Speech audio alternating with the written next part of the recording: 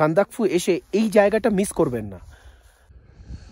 এই হলো সকালের সান্দাকফু, বরফে মোড়া, প্রচণ্ড ঠান্ডা রয়েছে, ফুল ক্লিয়ার কাঞ্চনজঙ্ঘা। এই 360 ডিগ্রি ভিউজটা আপনারা পাবেন।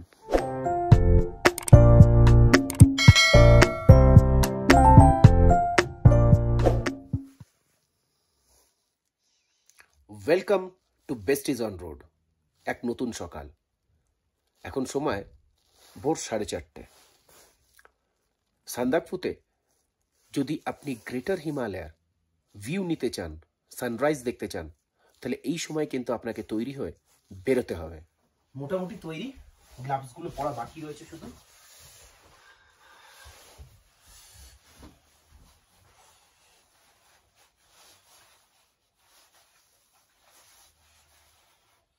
খুব ভালো ঠান্ডা পড়েছে এখানে, এমনি ঠান্ডা থাকে, তা আজকে তো আরো ভালো ঠান্ডা রয়েছে, কালকে মেঘ করেছিল।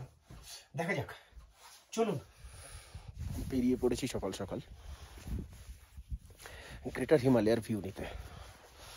এখনো অন্ধকার রয়েছে, তবে আকাশ কিন্তু একেবারে পরিষ্কার। এই হচ্ছে ভিউ পয়েন্ট, ওঠার রাস্তা।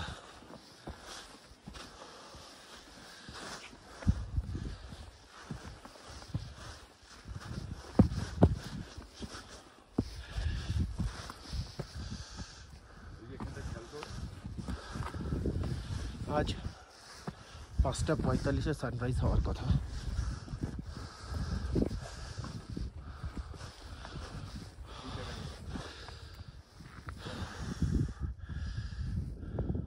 কাঞ্চনজঙ্ঘার ফার্স্ট ভিউ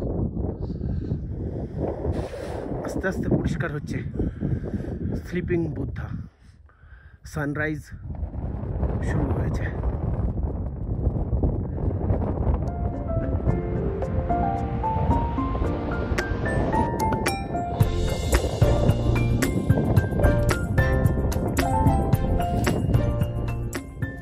পুরো ভিউটা এখান থেকে দেখা যাচ্ছে, দেখুন। যদি আমরা এইভাবে ঘোরাই তাহলে পুরো ভিউটা কিন্তু আমরা পাচ্ছি গ্রেটার হিমালয়। সব থেকে বড় বিষয়, আজকে কিন্তু অন্নপূর্ণা রেঞ্জ থেকে আরম্ভ করে সব রেঞ্জগুলো কিন্তু আজকে দেখা গেছে। আর সকালের সান্দাকফু একবার দেখে নেওয়া যাক।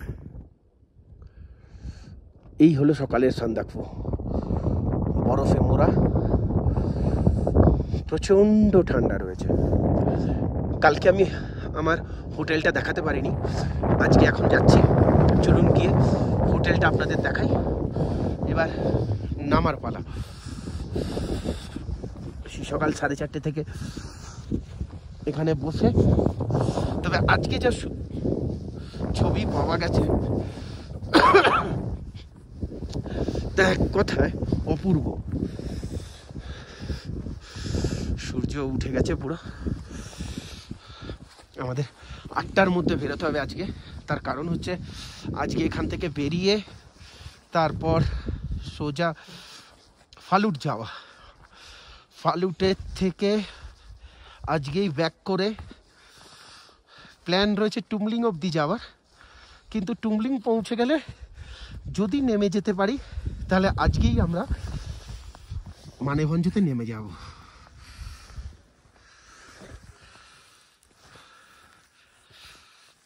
এই ওঠাটা আর নামাটা কিন্তু একটু সাবধানে, রাত্রে বিশেষ করে যখন আসবেন অবশ্যই সঙ্গে করে একটা টর্চ নিয়ে আসবেন। ভিউ পয়েন্ট থেকে একদম কাছেই আমার হোটেলটা, যার জন্য আসতে বেশি অসুবিধা হয়নি।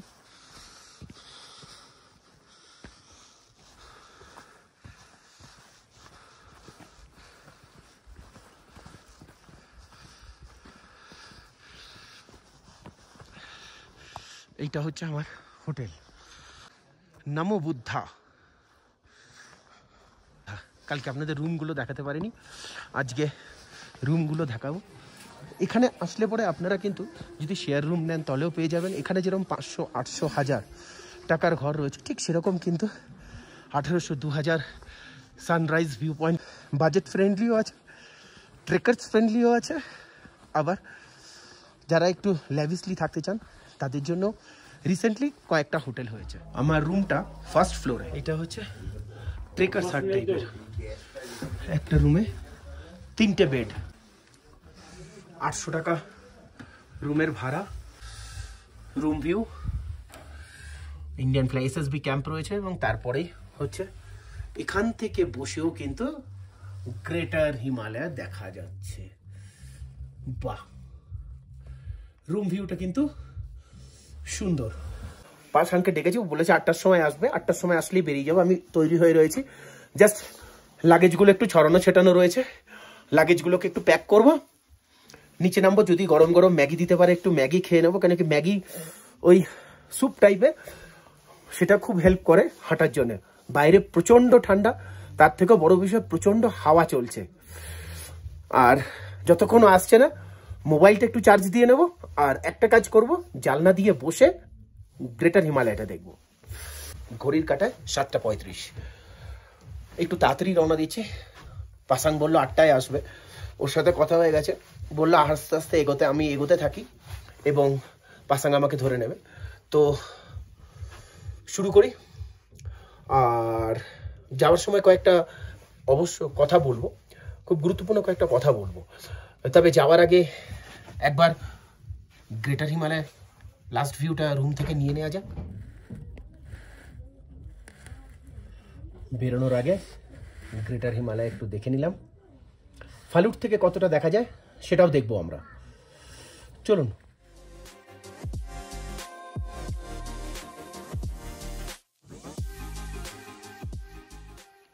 এসে পৌঁছেছি চান্দুতে। চান্দু হচ্ছে সান্দাকফু থেকে 4 কিলোমিটার দূরে।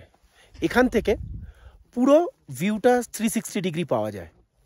মেঘে ঢেকে গেছে একটুখানি, সেই জন্যে দেখাতে পারছি না, তবে ওপরে যাচ্ছি। এর থেকে একটা টপ জায়গা আছে, সেখান থেকে কিন্তু পুরো 360 ডিগ্রি ভিউ পাওয়া যায়। আমরা সেখানটাই যাব। আপনারা যখন সান্দাকফু আসবেন, সান্দাকফু এসে এই জায়গাটা মিস করবেন না।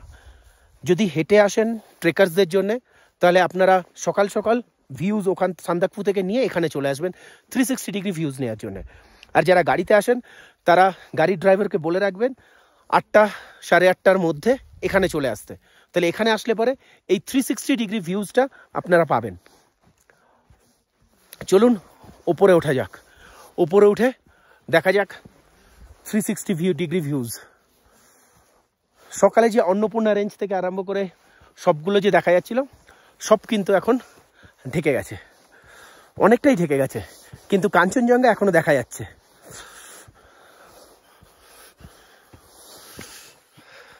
কাঞ্চনজঙ্ঘা এখনো দেখা যাচ্ছে। চলুন আমার সঙ্গে কাঞ্চনজঙ্ঘার ফুল ভিউটা দেখাবো। ইয়েস,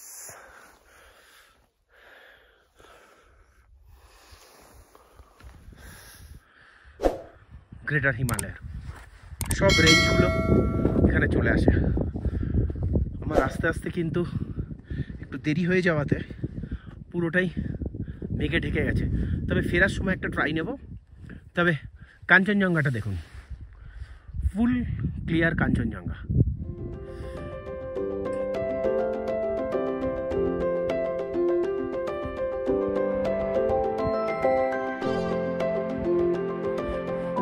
ডিগ্রি ভিউজটা একবার দেখিয়ে দিই, পুরো চারিদিকটা দেখুন।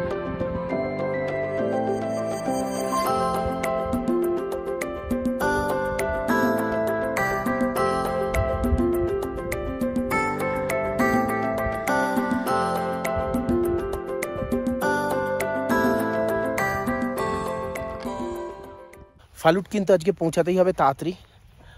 টার্গেট রেখেছি 2 থেকে 2.5 ঘন্টার মধ্যে, অর্থাৎ 9:30টার মধ্যে পৌঁছে যাব আশা করছি।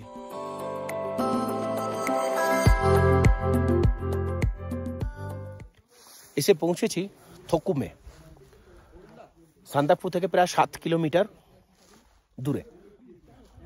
অর্থাৎ এখান থেকে ফালুট হলো আর 13 থেকে 14 কিলোমিটার। চলুন ওপরের দৃশ্যটা একবার দেখে আসি। এখান থেকে ভ্যালি খুব সুন্দর দেখা যায়।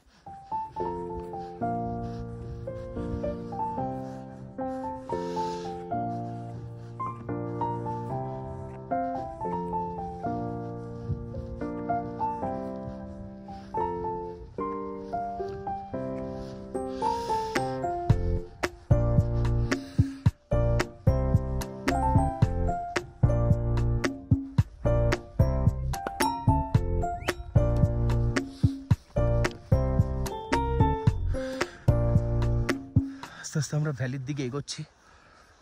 এখান থেকে ভ্যালিটা খুবই সুন্দর দেখা যায়, থকম ভ্যালি। আপনারা যখন আসবেন এখানে হল্ট করতেই পারেন 10-15 মিনিটের জন্য ফালুট যাওয়ার পথে, কারণ এরপর আর থামার কোনো জায়গা নেই। এই একটি জায়গা রয়েছে যেখানে আপনি একটু জিরাতে পারবেন। এই হলো থকম ভ্যালি।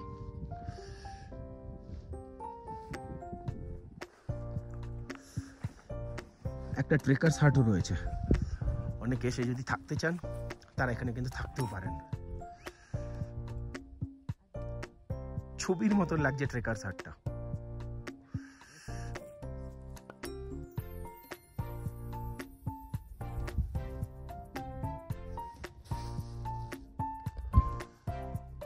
সময় গড়িয়ে যাচ্ছে, আর বেশিক্ষণ এখানে থাকা যাবে না।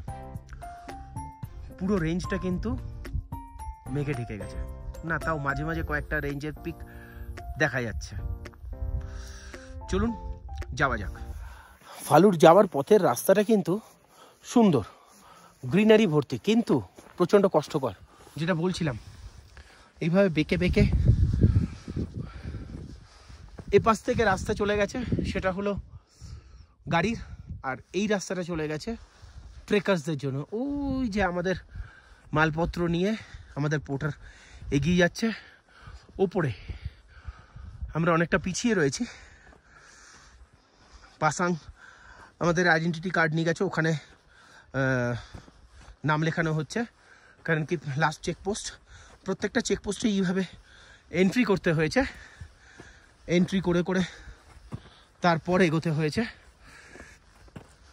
যেটা আজকে সকালে যেটা বলছিলাম, যে একটা গুরুত্বপূর্ণ কথা যেটা বলা উচিত, সেটা হলো যারা ফালুটে বা সান্দাকফুতে আসার প্ল্যান করছেন বা প্ল্যান করবেন, তাদের জন্য একটা ছোট্ট টিপস থাকবে। ফ্যামিলি নিয়ে আসলে পরে একদিনে সান্দাকফু থেকে যদি ফিরে যান তাহলে ঠিক আছে। যদি সান্দাকফু থাকতে চান তাহলে পরে কিন্তু অ্যাটলিস্ট 2 দিন মিনিমাম নিয়ে আসবেন। এখানে আসলে কিন্তু মাউন্টেন সিকনেস হওয়ার একটা প্রচুর সম্ভাবনা থাকে। এই মাউন্টেন সিকনেসটা কিন্তু আমি যখন সান্দাকফুতে ছিলাম, আমার পাশে কয়েকজন ছিল হোটেলে, তাদের ফ্যামিলি নিয়ে এসেছিলেন, তাদের কিন্তু সেই মাউন্টেন সিকনেস, মাথা ধরেছে, ভমিটিং হচ্ছে, হ্যাঁ ঘাত পা ব্যথা করছে, সুতরাং প্রচণ্ড মাউন্টেন সিকনেসে ভুগছিল। সুতরাং আপনারা যখন আসবেন, ধরুন এনজিপিতে আসলেন, বেশিরভাগই দার্জিলিং মেলে আসি আমরা বা ফ্লাইটে আসি, এসে মানেভঞ্জ থেকে গাড়ি নিয়ে অ্যাটলিস্ট টুমলিং হোক বা গিরিবাস হোক, কোনো একটা জায়গায় স্টে করবেন। তাহলে কি হবে, আপনার শরীরটা, এই যে একবারে আপনি 3000 মিটারের ওপর চলে আসছেন, তার আগে একটা যদি স্টে দেন, তাহলে পরে আপনার শরীরটা কিন্তু এই ওয়েদারকে অ্যাকোমোডেট করে নিতে পারবে। সেক্ষেত্রে কোনো রকম কোনো প্রবলেম হবে না।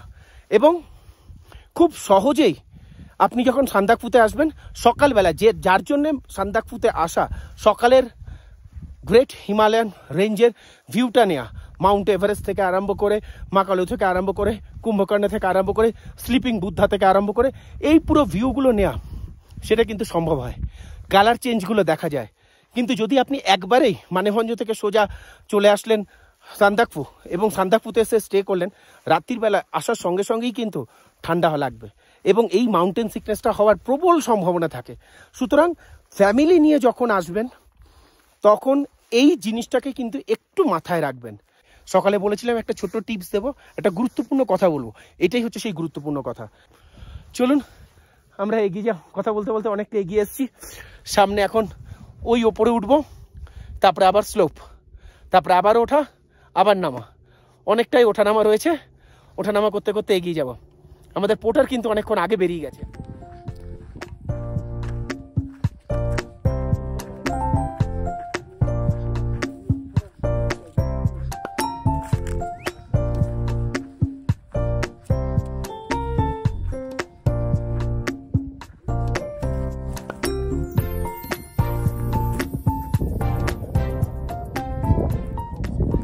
আর একটুখানি গেলেই ফালুট পৌঁছে যাব। রাস্তার অবস্থা খুব খারাপ। যেটা ধরেছিলাম 7:30টায় রওনা দিয়েছিলাম, আশা করেছিলাম পৌঁছে যাব 9:30 থেকে 10টার মধ্যে, 2 থেকে 2.5 ঘন্টার মধ্যে। কিন্তু সান্দাকফু থেকে ফালুট 21 কিলোমিটার আসতে সময় লাগলো প্রায় 4 ঘন্টা। ঘড়ির কাঁটায় 11:30 বাজে।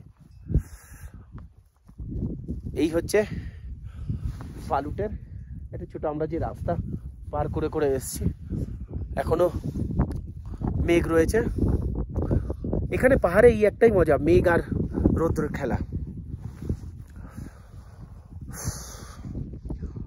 প্রচণ্ড, মানে 20 কিলোমিটার, মানে ঘন্টায় 5 কিলোমিটারের বেশি হাঁটতে পারিনি। এই ফালুট এসে গেছি আমরা, ফালুট এসে পৌঁছেছি।